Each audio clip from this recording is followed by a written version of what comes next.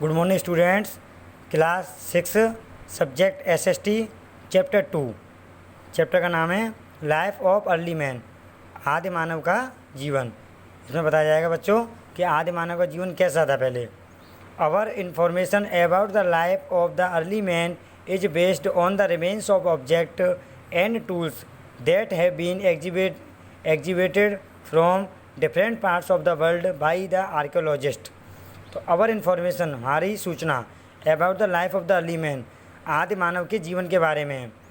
हमारी जो सूचना है वो आदि मानव के जीवन के बारे में है। इज बेस्ड जो आधारित है ऑन द रिमेन्स ऑफ जो अवशेषों पर, ऑफ ऑब्जेक्ट वस्तुओं एंड टूल्स माने औजार, दैट हैव बीन एग्जिबिटेड जो खुदाई से मिले हैं, from different parts of the world विश्व के विभिन्न भागों से, बाई द आर्कियोलॉजिस्ट पुरातत्ववेताओं द्वारा विश्व के विभिन्न भागों से खुदाई के दौरान जो अवशेष हैं, औजार हैं और जो वस्तुएं हैं, उनके आधार पर आदि मानव के जीवन के बारे में हमें सूचना मिली है, या हमें जानकारी प्राप्त होती है। ठीक है।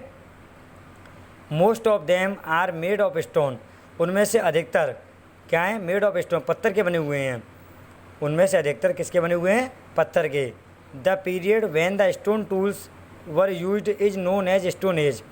द पीरियड वह काल जब स्टोन टूल्स पत्थर के औजारों का, वह समय जब पत्थर के औजारों का प्रयोग किया जाता था, तो is known as stone age, तो पाषाण युग कहलाता था। क्या कहलाता था? पाषाण युग के नाम से जाना जाता था। It is divided into 3 main faces, इसको मुख्य 3 अंगों में बांटा गया है। कौन कौन से 3 अंग हैं? नंबर 1 पैलियोलिथिक एज और old stone age. Number 2 Mesolithic as और मिडिल स्टोन एज। तीसरा है नेओलिथिक एज और न्यू स्टोन एज। तो पैलियोलिथिक एज, पैलियोलिथिक का अर्थ है पुरा पाषाण काल। पैलियोलिथिक का मतलब क्या है? पुरा पाषाण काल। और मेसोलिथिक एज का मतलब होता है मध्य पाषाण काल। और न्यूलिथिक एज का मतलब होता है नवीन पाषाण काल। तो पैलियोलिथिक एज पुरा पाषाण काल। अब पुरा पाषाण काल के बारे में पढ़ेंगे। Palaeo means old and lithic means stone. Palaeo का अर्थ होता है पुराना, ओल्ड माने होता है पुराना, एंड लिथिक मीन्स स्टोन, और लिथिक का अर्थ होता है पत्थर। तो पुरा पाषाण काल। The palaeolithic man prepared stone tools to defend himself from wild animals.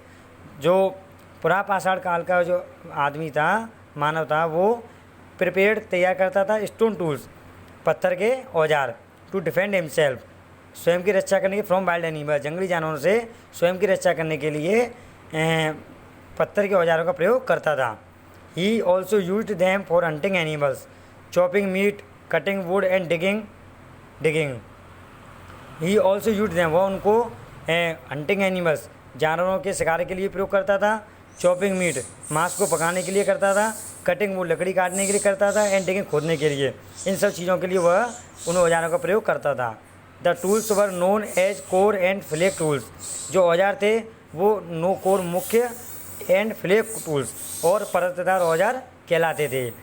The core tools were made from large stones, जो परतदार मुख्य औजार जो थे वो बनाए जाते थे लार्ज स्टोन्स, बड़े बड़े पत्थरों से, बाई शार्पनिंग द एज, उनकी जो कोर होती है उनको पहना करके, उनकी कोर को पहना करके वो बनाए जाते थे।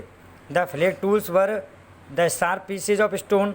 फ्लेक टूल्स का मतलब परतदार जो औजार थे were the sharp pieces of stone, पत्थर के पैने टुकड़े थे, that broke away while shaping the core tools, that जो ब्रोक अवे तोड़ देते थे while shaping the core tools, जो मुख्य औजारों का प्रयोग करते हुए।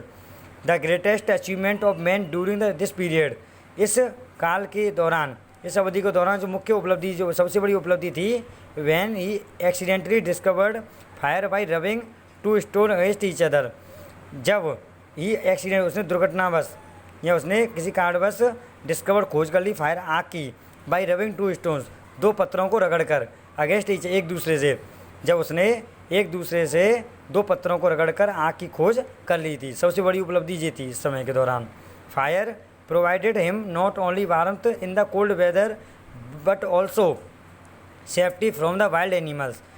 जो आग से प्रोवाइडेड हिम, आग से उसको केवल उष्मा ही नहीं मिली इन कोल्ड वेदर, सर्दी के मौसम में, बल्कि उसकी जंगली जानवरों से उसकी सुरक्षा हो गई। और आग के कारण सर्दियों में उसकी ठंड से ही केवल रक्षा नहीं हुई, बल्कि उसकी जंगली जानवरों से भी रक्षा हो गई। Moreover he was able to roast raw food to make a tastier and softer. इसलिए उसने वह जो अपने भोजन को, कच्चे मांस को स्वाददार, टेस्टी का मतलब स्वाद में बदलने लगा, और सॉफ्ट उसको मुलायम करने लगा। क्योंकि जब आग का आविष्कार हो गया था तब उसने क्या किया, अपने भोजन को पकाने लग गया, और भोजन पकाने से उसका जो टेस्ट था वो कैसा हो गया और अच्छा हो गया। Okay, thanks.